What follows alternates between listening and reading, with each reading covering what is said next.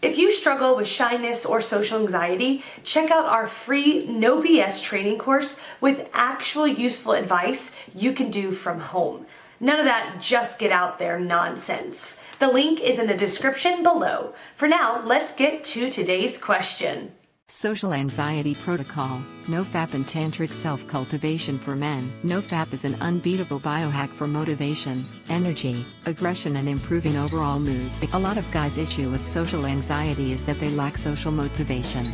After a long day or week of work, they just cannot be bothered to go out. Or perhaps, if you're like a lot of guys I talk to, you would be motivated to go out and practice your social skills if you knew you were going to be connecting with intellectual equals.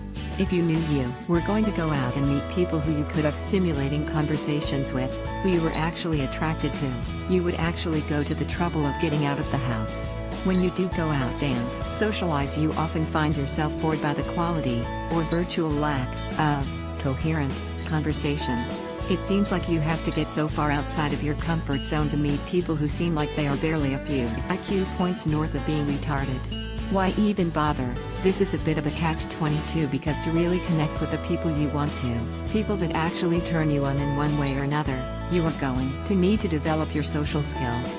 Right now, if we are honest, your social skills are probably not up to par to connect meaningfully with these people. Following the limitless mindset model of high-leverage skill set acquisition, we want to learn fast. We don't want to bash our heads against the wall for years trying to learn something.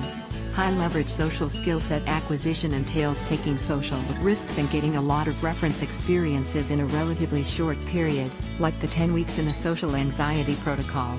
Are you going to take all those social risks within your current social group or with your coworkers? Probably not. Unless you don't mind losing your current group of friends or jeopardizing your career.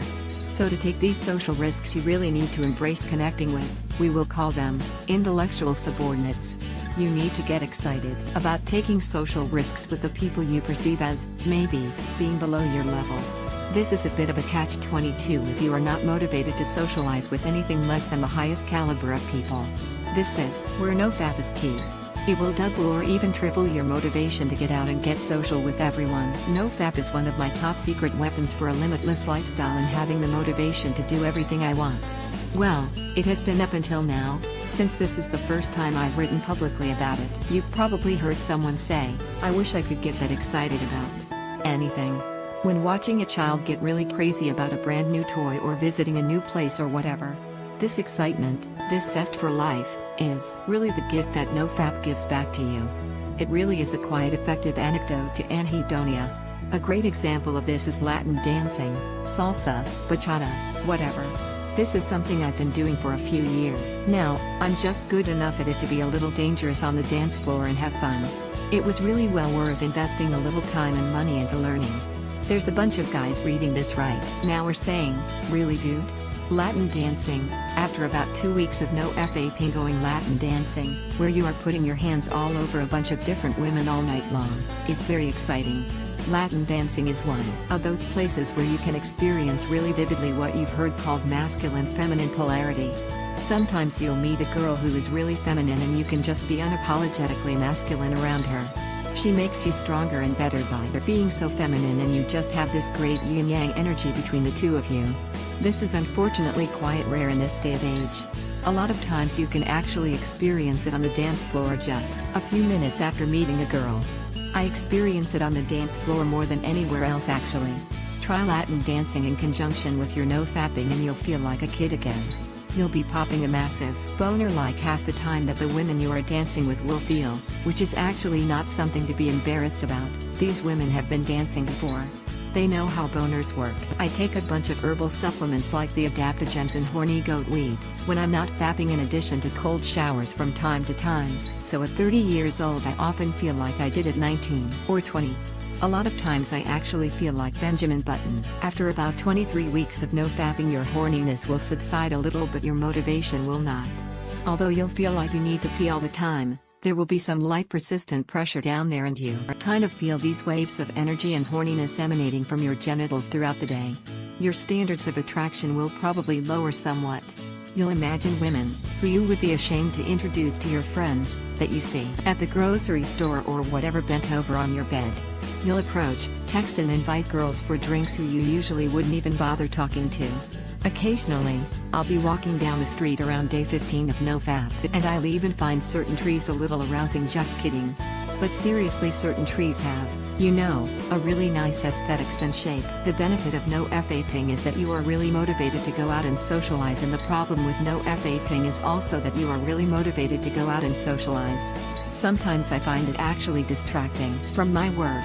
Like last Wednesday, I was out in a nightclub till 3:30 a.m., which I think you'll agree is a little ridiculous. It was cool back when I was 22 and wasted, but at 30 and sober, it's not quite as cool anymore.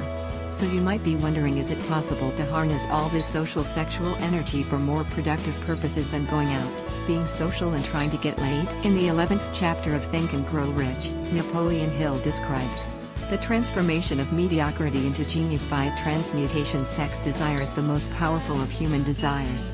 When driven by this desire, men develop keenness of imagination, courage, willpower, persistence, and creative ability unknown to them at other times. The majority of men never learn that the urge of sex has other possibilities, which far transcend in importance the mere physical expression. There are other mind stimulants, some of which have been listed, but no one of them, nor all of them combined, can equal the driving power of sex. So when I read this as a young man, my interest was totally hooked. This idea of sex transmutation fascinated me. Those who have read Think and Grow Rich will remember that Napoleon Hill takes this elusive teaching style where he shares these principles and examples of higher modes of thoughts, but he doesn't really give specific or explicit instructions for becoming rich. The book requires that you really ponder it while you are reading it, and figure out some things for yourself. It's like the best-selling personal development title of all time, and virtually every successful person lists it as an influence, so this is certainly an effective teaching style. Nonetheless, when I first read this chapter, I was a little confused because he doesn't actually tell you how to transmute sex energy into genius or success. Well, I think there's a lot of ways it's done, but NoFap is certainly an effective way of channeling sexual energy into ambition or creativity. Someone reading this may be thinking to themselves, I want to do this no FAPing thing to increase my performance in work or school, but I don't want to be distracted by this drive to go out and socialize or chase every skirt that passes.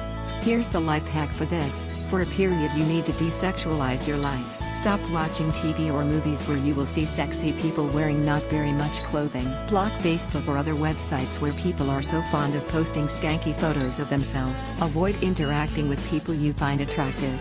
I leave and avoid cafes where a sexy barista works. Over time, you'll kind of start to dissociate the motivation with that really pressing desire to get laid. Basically, you just wake up, work plus 12 hours, read, meditate and go to bed. I don't recommend doing this in the long term because it may make you kind of anhedonic, but in the short term, if you really need to kick ass for like a month to ace your exams in university, write a book, launch a product, train for an athletic competition, or to complete a special project at work, it's a pretty effective life hack. So some guys are reading this and saying, well, this is fascinating, but I have a partner who I'm having sex with a couple of times a week. NoFap is not just something that people on the internet invented, it's part of the much older, holistic tradition of tantric semen retention, which is something that guys in relationships who are having regular sex can use for the same benefits as NoFap. I've bought the books on it, am researching it now, and I will publish a protocol on it later this year. In the Taoist traditions that seem to be the originators of NoFap, you'll find different formulas for determining how frequently you should be orgasming. Some of them are kind of nutty, like if it's the winter season and you are the spring season with your partner. Like in a new relationship, your frequency or orgasm should be X. However, the two formulas that makes the most sense to me are that your H-7 divided by 4 is the minimum days to have between ejaculations to maintain health. So I'm 30 years old, so I shouldn't orgasm more than once every 56 days. You can pretty easily figure out what your number is. The other recommendation that I think makes even more sense though is that to maximize happiness and productivity, once every 30 days. If you haven't done a period of intermittent NoFap before, start with abstaining for just a week and see how it affects you. If you've tried this before and didn't make much progress, try it again in concert with the other discipline life hacks we discussed in the protocol, and I bet you'll do better. If you've made it a week, try for 2 or 3 weeks. Depending upon your age and a bunch of other factors, your testosterone may max at around day 14 or day 30. Personally, I rarely no FAP for more than a month. If I do it for more than a month, I start to feel kind of anhedonic. I find it to be the most beneficial between day 4 day 21, but every guy is different. Coach.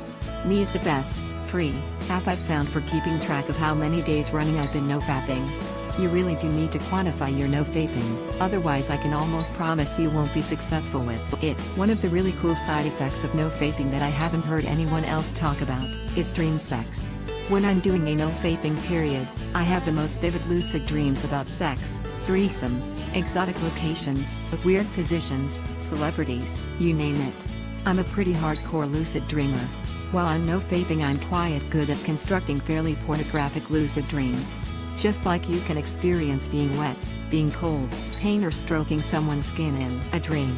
You can also experience orgasms in dreams, which are somewhat dulled from the sensations of real-life orgasms but still pretty fun.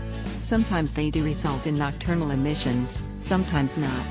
Check out my article on lucid dreaming. If you're a moderate masturbator who is doing it like a couple times a week, you'll find that no fapping increases your motivation and energy by like 20% to 25%. However, if you've got a real porn addiction, where it's like an everyday thing or a couple of times a day, no fapping may really change your life, but it's also going to be quite difficult. You're going to need all the life hacks and biohacks for discipline mentioned in protocol.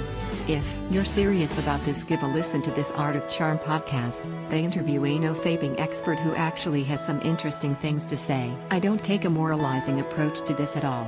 I don't see anything morally wrong with watching porn or masturbation. I'm a true hedonist who chooses the greater pleasure over the lesser pleasure, and watching porn is a lesser pleasure compared to having a richer life because I'm motivated to go for everything that I really want thanks to the no fapping. Originally published at www.limitlessmindset.com.